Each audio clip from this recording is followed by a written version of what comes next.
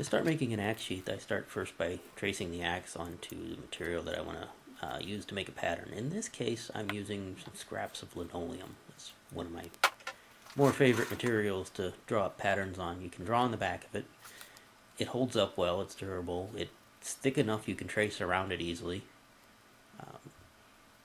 It cuts easily compared to some things like wood or chipboard or plastic that people will use for patterns. So all in all, it's just a great material to work on for drawing up patterns.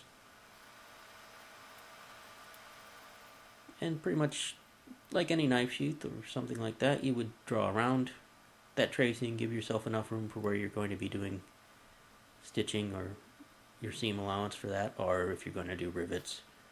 I personally prefer stitching on knife sheaths and axe sheaths, because in my experience it's held up better over time than rivets, which somebody's probably going to argue with me about. But it's all a matter of surface area, I think. And stitching holds a lot more surface area.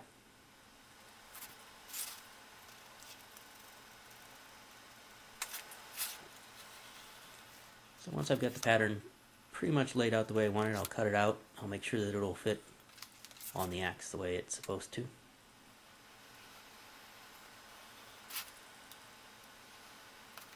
And this is one of those odd cases where, while leatherworking is not my day job, this is a case where I get to do leatherworking for my day job because this axe is actually from work.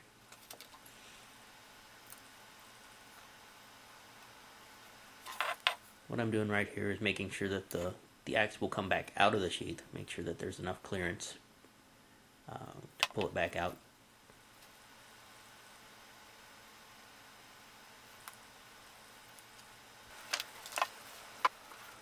And then I'll go ahead and lay it out on the leather. And this is where things kind of start to go wrong.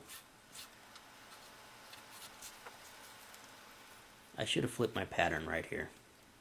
Should have flipped it over so that I have a front and a back piece instead of just two back pieces.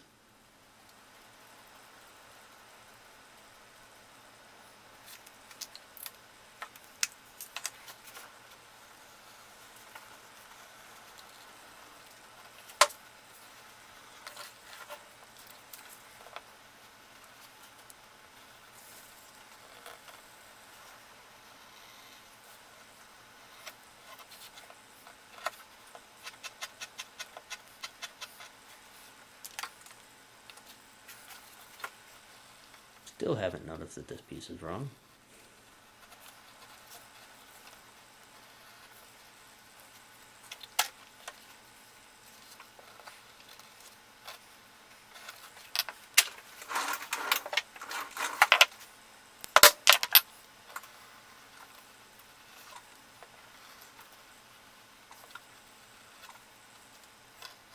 There's the spacer piece that'll go between layers.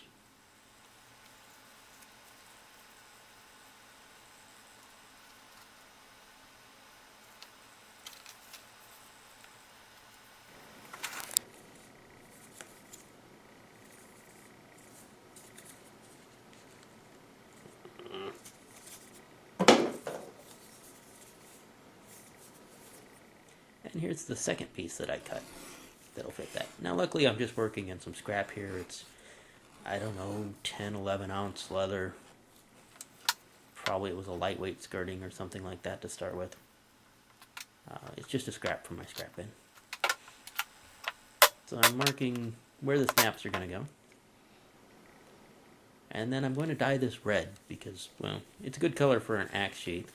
It holds up fairly well in sunlight, unlike some others, and it's bright enough that hopefully the sheath doesn't get left laying around and lost. If you make one just brown or black, it tends to disappear into the leaves, and then nobody ever seems to bring them back.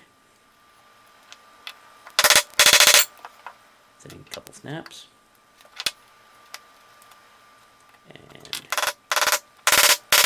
And then I just didn't like the way this one looked, so I decided to test it.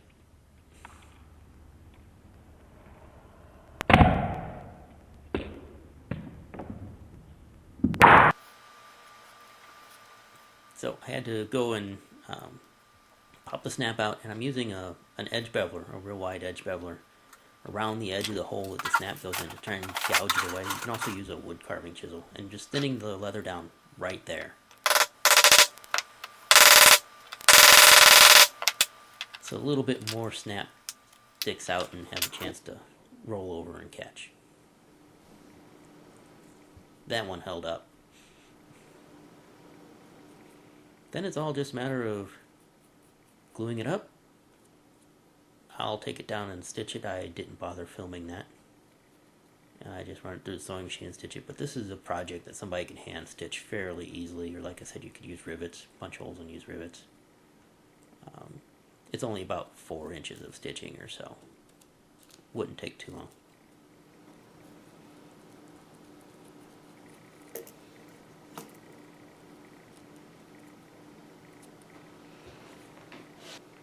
Make sure everything's turned the right direction and lined up. Pop it on there. Contact cement pretty much grabs right away, so you don't want to try and peel something back off when you didn't get it right the first time. Like I said, I took it down, I stitched it, I ground the edges on a sander real quick, and I'm back edge beveling them again. And I'm going to use a black dye along the edge, so you have to be careful not to put too much pressure and get it all over the place on the front, but it makes a nice accent.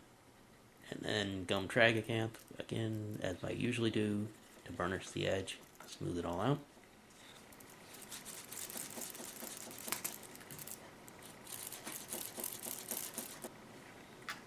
Once it's all prettied up, then it's a matter of just seeing if the axe is going to fit in it. The very important part.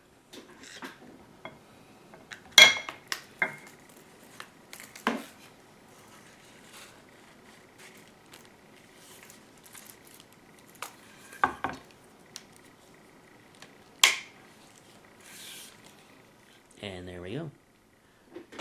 One axe that has now got a sheath to protect it and to protect the people that might be carrying it around.